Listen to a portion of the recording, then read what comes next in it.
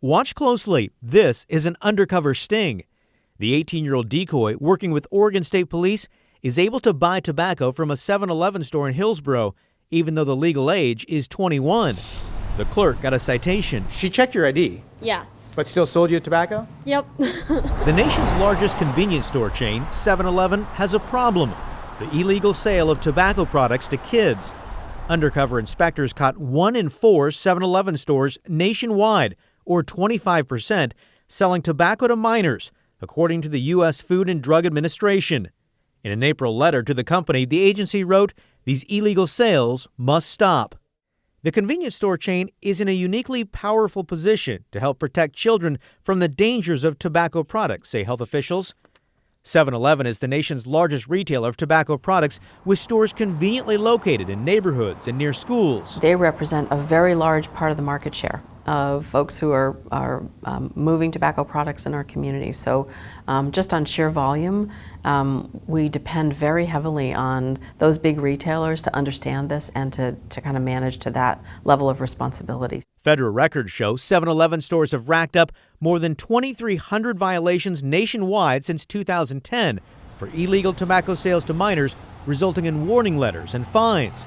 Last year, this store in Southwest Portland was caught selling tobacco to minors on 4 different occasions during a 9-month period. The franchisee wasn't available for comment. In 2005, 7-Eleven promised to make changes as part of a court-approved agreement with the attorneys general of 40 states, including Oregon. As part of the agreement, 7-Eleven promised strict new policies, including checking ID for anyone buying tobacco if they appear to be under 27, matching the current federal requirement. Y'all set? Yep. Okay, let's go. We decided to test this policy with a 21-year-old college student. She went into a 7-Eleven in Portland to buy cigarettes. Remember, the FDA requires the clerk check ID for anyone under 27 years old. Looks like they sold you some cigarettes. Yep. Did they check your ID? No, They didn't check it. they did not check my ID. Health officials believe combating the illegal sales of tobacco has taken on greater urgency because e-cigarette use among teenagers has skyrocketed at a rate of epidemic proportions. The vast majority of smokers started by age 18 and almost all by age 26. So we know that this is something that people pick up in young adulthood and in adolescence. In Oregon, 7-Eleven's chief competitor, Plaid Pantry, has been successful preventing the sale of tobacco products to minors by rewarding employees with cash bonuses.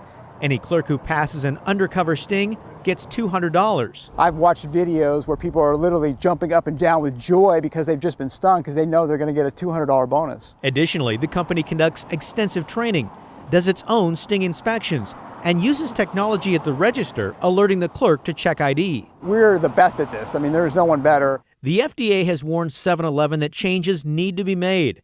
Paying fines and penalties for the illegal sales of tobacco to minors should not be viewed as a cost of doing business. The stakes are too high. This formula for success at Plaid Pantry has really paid off. Since 2015, the company has had only 5 violations in 177 inspections. That's far better than their competitor, 7-Eleven. So here's how it works. If they pass one of these sting operations at Plaid Pantry, the clerk gets $200 cash. The manager that trained them gets $100. Wow. Plaid Pantry says last year they paid out $52,000 in bonuses to employees that passed these inspections. It's paid off. Yeah, That's real wonderful to incentive. see. A real incentive. So what does 7-Eleven have to say about all this? Right, so we reached out to franchise owners. They said contact corporate. So we did just that.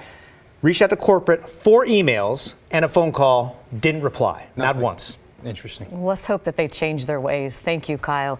Now, if you have a story idea for Kyle to investigate, give him a call at 503-226-5041, or you can email callkyle@kgw.com.